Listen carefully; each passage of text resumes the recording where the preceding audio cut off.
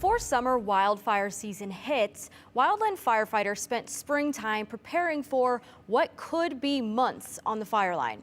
For Environment Northwest, I followed crews training in the classroom and in the field.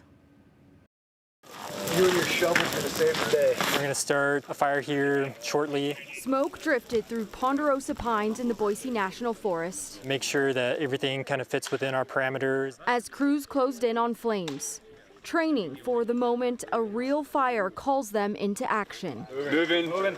Southwest Idaho Fire Training brought crews together from multiple agencies for classroom courses, physical testing, and live fire exercises. This prescribed burn is an opportunity for new firefighters to put into practice what they've learned through classroom courses and trainings, which is to put out a wildfire and how to get the job done as a team. Cutting! For some trainees, this was their first time working this closely with fire. I think this is probably just scratching the surface with what fire people have to go through.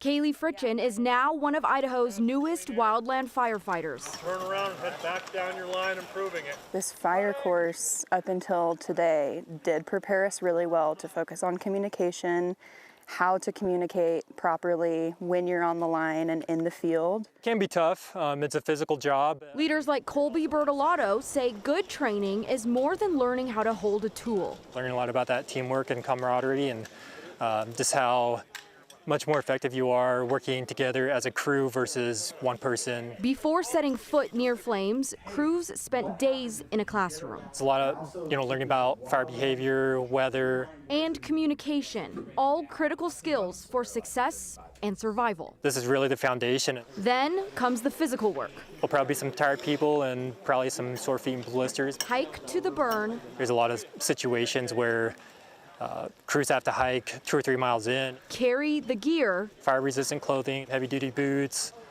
hard hat. We have fire shelter, which, if worst-case scenario, we have to deploy that. Food, water, GPS units, your phones, batteries, a radio, batteries for that. Could be 60, 70 pounds of gear to survive.